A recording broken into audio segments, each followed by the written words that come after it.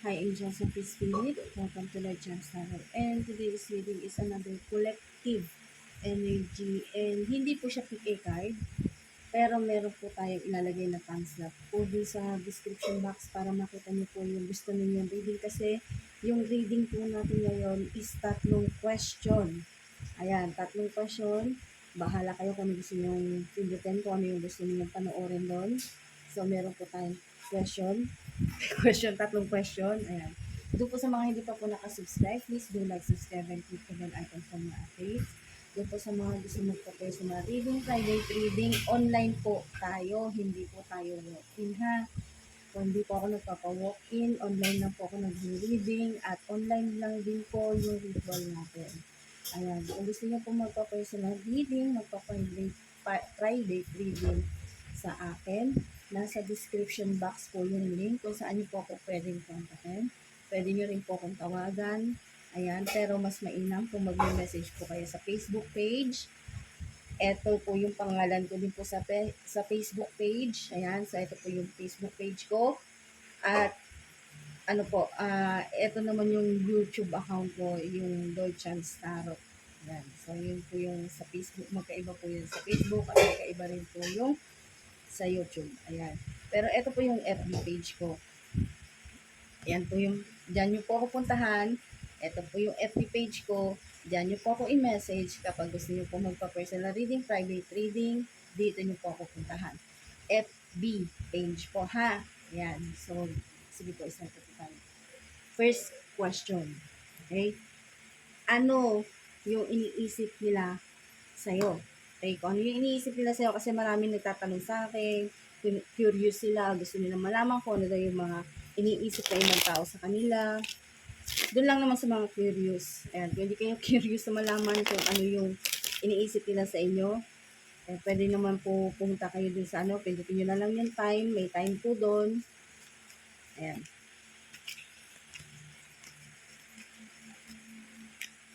Ano ba yung iniisip nila sa'yo? Tungkol sa'yo, ano iniisip nila? Kahit sino na nasa isip mo, kahit person mo pa yan, kaibigan mo, pamilya mo, kahit na enemy mo pa yan.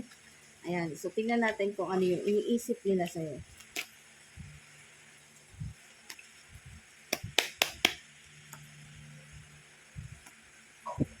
Remind ko lang po ha, sa Facebook page po to. Facebook page.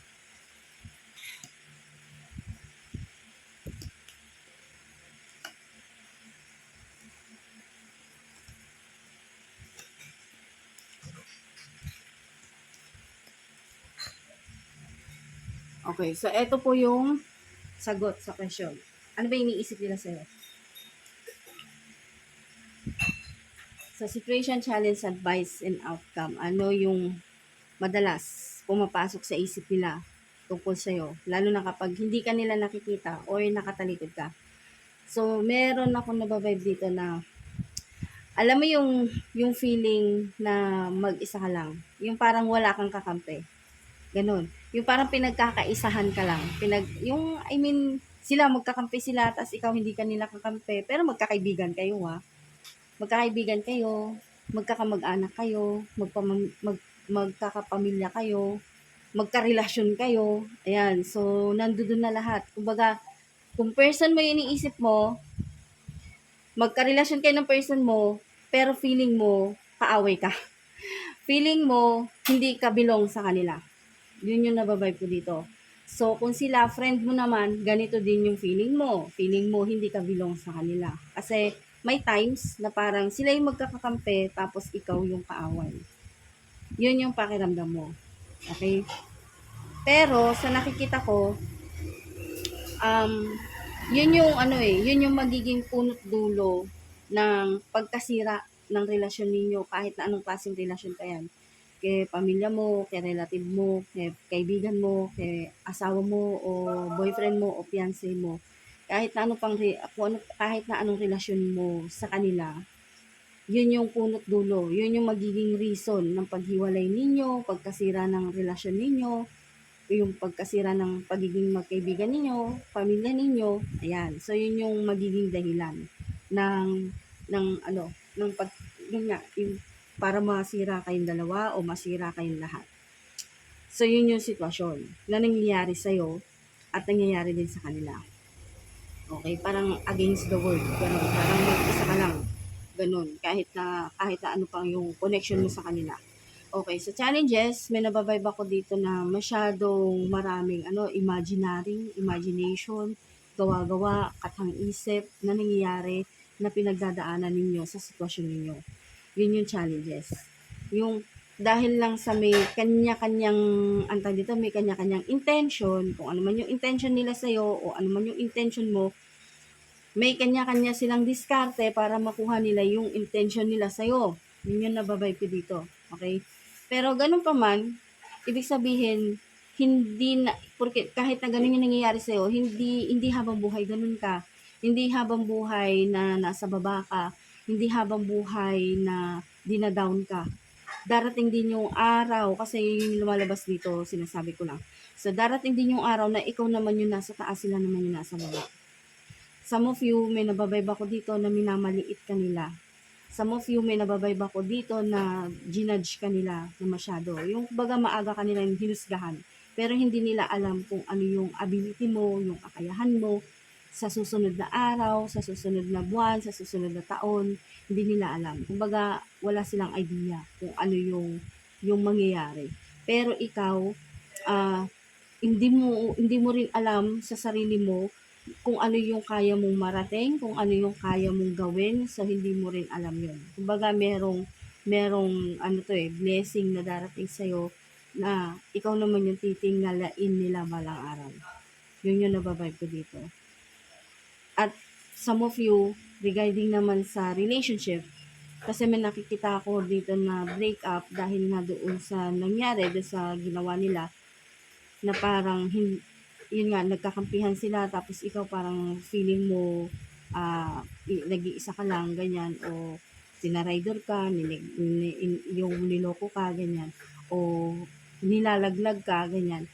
May nababibe ako dito na someday, merong mag-o-offer sa'yo ng love, yung real love, yung totoong pagmamahal, yung talagang kung paano mo minahal yung person mo, ganun din yung pagmamahal nitong bago ngayon, yung latest, ganyan, yung bagong darating sa buhay mo, ganun din. Kumbaga, equal na kayong dalawa. Yung parehas kayo na, yung parehas kayo ng ng ideal sa relationship. Yun yung nababibe ko dito. Yung outcome na iniisip nila sa'yo, okay, so maraming nag-iisip ng negative sa'yo.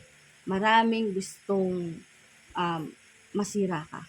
Maraming gumagawa ng kwento sa'yo. Maraming tumatraidor sa'yo. Okay? Isa na doon yung taong pinagkakatiwalaan mo ng husto, yun pa yung maninira sa'yo. Dahil lang sa personal na intention niya. Kaya siya kumakapit sa'yo, sumasandal sa'yo kasi may pinakikinabangan siya sa'yo. Pero behind that, behind your back, meron siyang ginagawang hindi mo gusto. Sinisiraan ka niya. Okay? Sinisiraan ka niya. Sa mga kakilala nyo, mutual friend niyo, sinisiraan ka niya. Okay? Yung naglilinis siya ng kamay, ayaw niyang aminin, yung nililihis niya yung pagkakamali niya kasi ikaw yung sinisira niya. Ikaw yung pinapalabas niyang may mali. Pero ang totoo nun, niya lang, piniplay safe niya lang yung sarili niya, pero mahal ka naman niya eh. Alam mo yun, mahal ka naman niya eh. Some of you, yung mga may karelasyon, na ganito yung sitwasyon. Mahal ka naman niya, pero yun nga, yung may times na parang hindi niya alam yung ginagawa niya, nasisira ka na. Yung reputasyon mo, yung image mo, nasisira na. So, yun. Okay. Next is question number 2. Ayan, so, hi Angels and Spirit, welcome to Lord Chance Tarot. Ayan, so ito po yung Facebook page ko, doon po sa gustong magpa-personal reading, private reading, online. So, dito nyo po ako kontakin. Kahit na ritual po, dito nyo po ako kontakin sa Facebook page ko. Okay? Ayan, so question number 2. What do people find attractive about you? Kasi may mga followers, subscribers na tinatanong sa akin tinatanong sa akin yung question na yan. Ano ba yung nakita ng ibang tao na attractive sa'yo? Yan. So, tingnan natin kung ano yung nakita nila sa'yo na kahanga-hanga at napahanga mo sila. Yan. So, tingnan natin. Okay? Doon po sa mga hindi pa po nakasubscribe, please do like, subscribe, and click the bell icon for more updates. Ayan po. Ano ba yung nakita ng ibang tao na hinangaan nila sa'yo?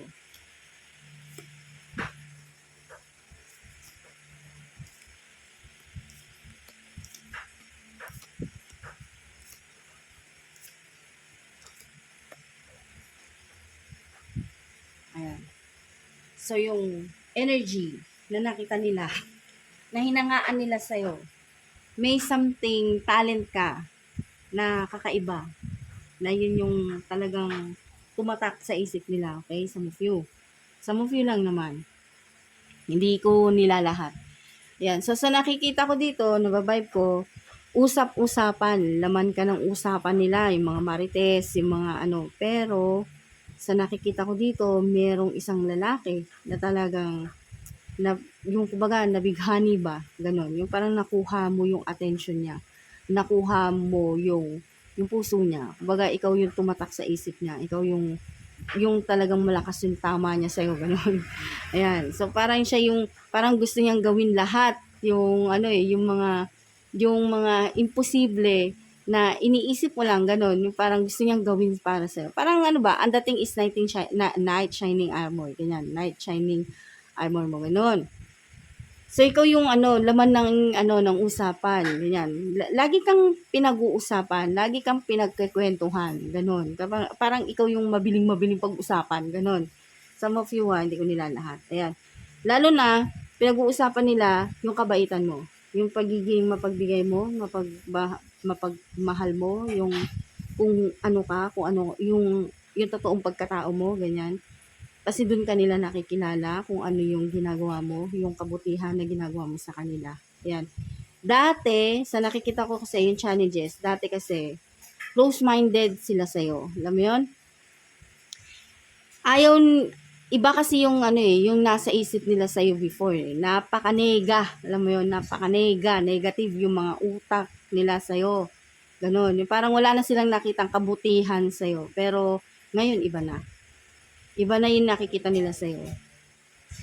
Nakikita nila kung gaano ka generous, nakikita nila kung gaano ka magmahal, nakikita nila kung paano ka halos yung selfless, gano'n. Yung mas inuuna mo yung kaligayahan ng iba sa kaligayahan mo. Kasi yung lumalabas kasi dito, parang masaya ka, hindi parang talagang masaya ka kapag nakikita mong masaya sila. Masaya ka kapag napapasaya mo ibang tao. Masaya ka kapag nakakatulong. Masaya ka kapag yung binigay mo, yung pagmamahal mo sa iba. Yun kasi, yun yung nakikita ko dito kasi yun yung unique sa'yo. Yun yung originality mo. Yun yung pagkatao mo. Yun yung lumalabas dito. So, sa advice,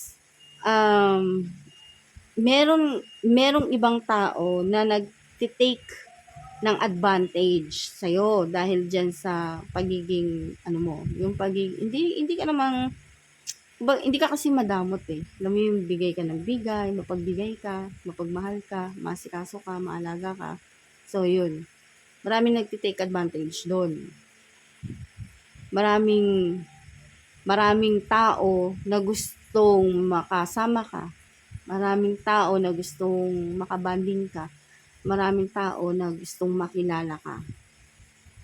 Maraming tao na gusto kang masarili ka. Maraming tao na gusto nilang masolo ka. Hindi mo lang alam. Yun.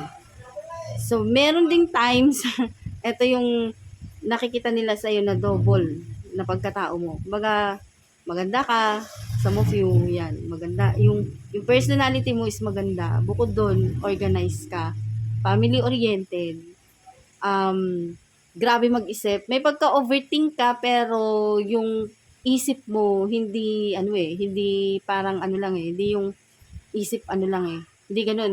Basta yung may sense of humor na meron kang ang tawag dito, yung quality mo na kapag nag-isip ka, talagang may laman. Ganon. Kumbaga, may laman yung mga sinasabi mo. Ganon. Yung iniisip mo is mapapakinabangan din na iba yung mga sinasabi mo.